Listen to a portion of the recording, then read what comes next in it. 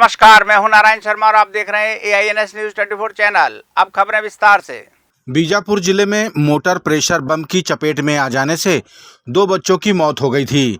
छत्तीसगढ़ कांग्रेस ने इस घटना को लेकर दुख प्रकट करते हुए जांच कराए जाने की बात कही। छत्तीसगढ़ कांग्रेस के प्रदेश अध्यक्ष दीपक बैज ने कहा कि मोटर प्रेशर बम पुलिस का था या नक्सलियों का, ये जांच का विषय है। दीपक बैज ने यह भी कहा कि आज फिर आदिवासी नक्सलियों और फोर्स के बीच पिस रही है। उन्होंने कहा कि हमारी सरकार ने आदिवासियों की सुरक्षा की थी, लेकिन सरकार बदलते ही हालात फिर वही हो गए हैं। इस तरह से बीजापुर में मोटार या प्रेशर बम के विस्फोट में 2 मासूम बच्चों की दर्दनाक मौत हुई।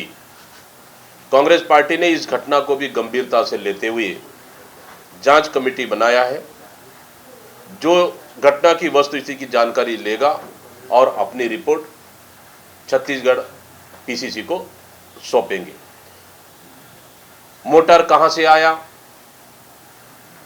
ये किसका है, क्या नक्सलियों का है या फिर पुलिस बल का है, ये जांच का सवाल है।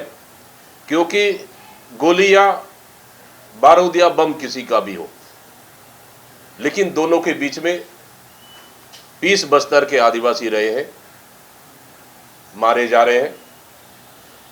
बस्तर का आम आदमी नक्सली सुरक्षा बल के 2 पार्टों में पिस रहा है। इस प्रकार के हालातों को हमने हमारी सरकार के दौरान विश्वास, विकास और सुरक्षा के मूल मंत्र से रोका था, लेकिन अब फिर से वही दुखद दौर शुरू हो गया है और पूरे बस्तर ही नहीं, पूरे बस्तर से लेके पूरा बस्तर आज जल रहा है। गर्मी के दिनों में रायपुर नगर निगम क्षेत्र के कई इलाकों में पानी की किल्लत होने की खबरें आती हैं। यहां नगर निगम द्वारा टैंकरों के माध्यम से पानी की आपूर्ति की जाती है। वर्तमान में भी पानी की समस्या है, जिसे महापौर एजाज ढेबर ने भी माना। उन्होंने बताया कि लगातार रायपुर में कॉलोनियों और आवासीय बिल्डिंगों का विस्तार हो रहा है, जिसके कारण पानी की समस्या आ रही है। उन्होंने कहा कि इसके साथ ही ब्रेकडाउन भी एक कारण है। फिर भी कुछ साल पहले की अपेक्षा अभी पानी की किल्लत में कमी आई है। ये पहले अगर 15 साल की बात करूं तो मैं बहुत दूर नहीं जाता, ये पीछे मेरा मोहल्ला गांधीनगर, वहाँ पर कम से कम 22 टैंकर आया करती थी और जिसको पानी भरने के लिए लड़ाई झगड़ा चाकू चूरा चल जाता था। आज कम से कम वैसी स्थिति देखने को नहीं मिल रही है। मैं इस बात से इनकार भी नहीं करता कि हम पूरा 100% पानी देने में सफल हो गए हैं, हम टैंकर मुक्त कर गए, ये बात मैंने कभी नहीं बोली है। ये जरूर है, सब तरफ काम चल रहे हैं।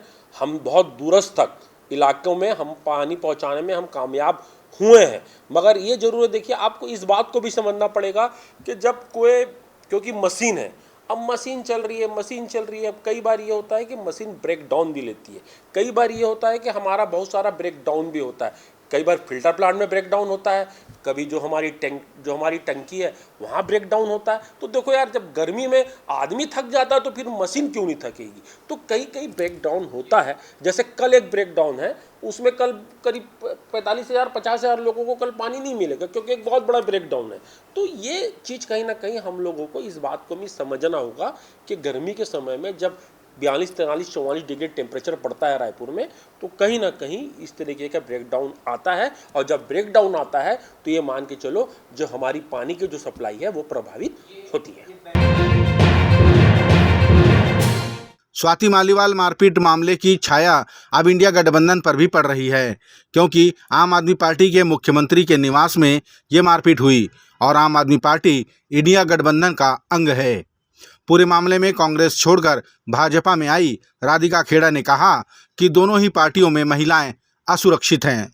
उन्होंने कहा कि जो पार्टी महिला सुरक्षा और महिला सशक्तिकरण के नाम पर सत्ता में आई हो, उस पार्टी के मुख्यमंत्री निवास में महिला से मारपीट होना दुर्भाग्यजनक है।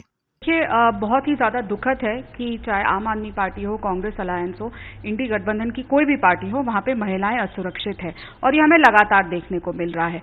और अगर संजय सिंह जी ने ये मान भी लिया है प्रेस वार्ता करके कि ऐसा कुछ हुआ है, तो अभी तक जिसने ऐसा किया स्वाति मालीवाल जी के खिलाफ, उसको इन्होंने जेल क्यों नहीं भेजा, उस पर FIR दर्ज क्यों नहीं कराई है, जब ये मान चुके हैं कि मुख्यमंत्री निवास, कभी किसी कांग्रेस के दफ्तर में कुछ होता है, यहाँ पे मुख्यमंत्री निवास के अंदर अगर ये हो रहा है, जो मुख्यमंत्री महिला सुरक्षा के नाम पर अपनी सरकार बना के आए, निर्भया के नाम पर अपनी सरकार बना के आए, आज उन्हीं के दफ्तर में ऐसी भयानक स्थिति है कि महिलाओं को पीटा जा रहा है और वो आदमी खुला घूम रहा है, तो मुख्यमंत्री को नैतिक तौर पे जिम्मेदारी लेके उसके खिलाफ एक्शन लेना चाहिए था आदमी के खिलाफ, लेकिन ऐसा नहीं हो रहा। और स्वाति मालीवाल जी को क्या बोला जा रहा है, उन पे प्रेशर डाला जा रहा है, जो भी है, ये बहुत दुखद स्थिति है कि जो महिला सुरक्षा के ऊपर अपनी पीठ थपथपाते थे, आज उनके दफ्तर में इतनी बड़ी घटना हुई और ये लगातार होता आ रहा है। एक बार पहले भी अरविंद केजरीवाल जी की वजह से उन्हीं की एक नेता मजबूर हो गई थी सुसाइड करने पे, जब ऐसा ही कुछ झगड़ा होता है, लगातार आम आदमी पार्टी के साथ होता है। तो इनको नैतिक जिम्मेदारी लेनी चाहिए। किसी ने क्या केजरीवाल साहब को बेल इसीलिए मिली थी कि इस तरीके की घटनाओं को वो अंजाम दे अपने ऑफिस के अंदर? छत्तीसगढ़ के उप मुख्यमंत्री अरुण साव ने कहा कि सभी जगह कांग्रेस की स्थिति खराब है। उन्होंने कहा कि कांग्रेस में भगदड़ मची हुई है, वो ऐसी बारात है जहां न तो दूल्हा है और न ही बाराती। अरुण साव ने कहा कि आप देख लेना, चुनाव परिणाम आने के बाद कांग्रेस सरकार बनाना तो दूर, नेता प्रतिपक्ष बनाने को लेकर भी सक्षम नहीं रहेगी। पूरे देश ने देखा है कि कैसे कांग्रेस में भगदड़ मची है। कांग्रेस पार्टी में न दूल्हा है न बाराती है, बाराती छोड़कर भाग गए सब।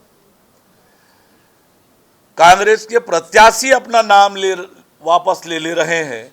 इससे और दुर्गति क्या होगी किसी राजनीतिक दल की, और इसलिए कांग्रेस तो समाप्ति की ओर बढ़ रही है।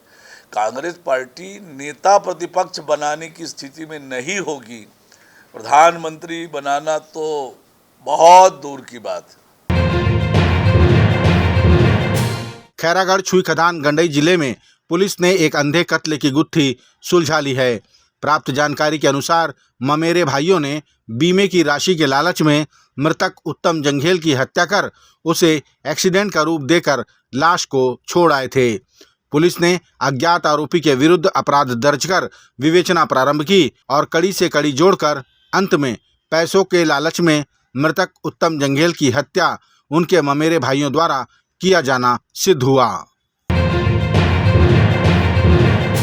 छत्तीसगढ़ संस्कृत विद्या मंडलम की मुख्य परीक्षा का परिणाम सचिव श्रीमती अलका दानी ने घोषित किया। इस वर्ष का परीक्षा परिणाम 96.35% रहा।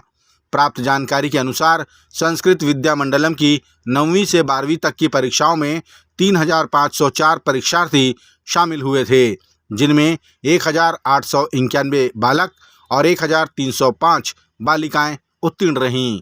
सचिव अलका दानी ने उत्तीर्ण रहे छात्र छात्राओं को बधाई दी और अनुत्तीर्ण रहे छात्र छात्राओं को निराश न होकर कड़ी मेहनत करने की सलाह दी। छत्तीसगढ़ के उप मुख्यमंत्री अरुण साव एक बार फिर चुनाव प्रचार करने पड़ोसी राज्य उड़ीसा जा रहे हैं। जाने से पूर्व उन्होंने मीडिया से चर्चा में कहा कि उड़ीसा में परिवर्तन की लहर साफ दिखाई दे रही है। साव ने कहा कि उड़ीसा के लोगों को छत्तीसगढ़ की योजनाएं आकर्षित कर रही हैं और वे अपने राज्य में भी डबल इंजन की सरकार बनाने के पक्ष में नजर आ रहे हैं। साव इस बार उड़ीसा के संबलपुर में चुनाव प्रचार करेंगे। उड़ीसा में परिवर्तन की हवा चल रही है और उड़ीसा में छत्तीसगढ़ के योजनाओं की खासी चर्चा है। चाहे वो धान की 3100 रुपये प्रति क्विंटल का भाव हो, महतारी वंदन योजना हो, ऐसी योजनाओं की खासी चर्चा उड़ीसा में है। उड़ीसा में परिवर्तन की हवा चल रही है। इस बार उड़ीसा में भी डबल इंजन की सरकार बनने वाली है। रायबरेली के चुनाव प्रचार के दौरान छत्तीसगढ़ के पूर्व मुख्यमंत्री भूपेश बघेल NSUI के छात्र पंचायत जन संवाद कार्यक्रम में शामिल हुए। यहां उन्होंने छात्र छात्राओं के साथ संविधान बचाने की शपथ ली। पूर्व मुख्यमंत्री ने यहां संबोधित करते हुए कहा कि अग्निवीर और पेपर लीक युवाओं के भविष्य को अंधकार में धकेल रहा है। उन्होंने कहा कि अग्निवीर के जरिए सरकार 22 वर्ष की अल्पायु में युवाओं को रिटायरमेंट का प्रमाण पत्र प्रदान करने वाली है। 4 साल में आप भूतपूर्व अग्निवीर कहलाएंगे। अरे भाई, ग्राम प्रधान भी 5 साल का होता है, विधायक भी 5 साल के लिए होता है, सांसद भी 5 साल का होता है, लेकिन अग्निवीर 4 साल में रिटायरमेंट। ये थे आज के प्रमुख समाचार। आप देख रहे थे हमारा लोकप्रिय YouTube चैनल AINS न्यूज 24। अब हमें इजाजत दीजिए, कल तक रोजाना की ताजा खबरों के लिए आप देखते रहिए हमारा लोकप्रिय YouTube चैनल। हमारे YouTube चैनल को लाइक, सब्सक्राइब और बेल आइकॉन का बटन दबाना ना भूलें। नमस्कार।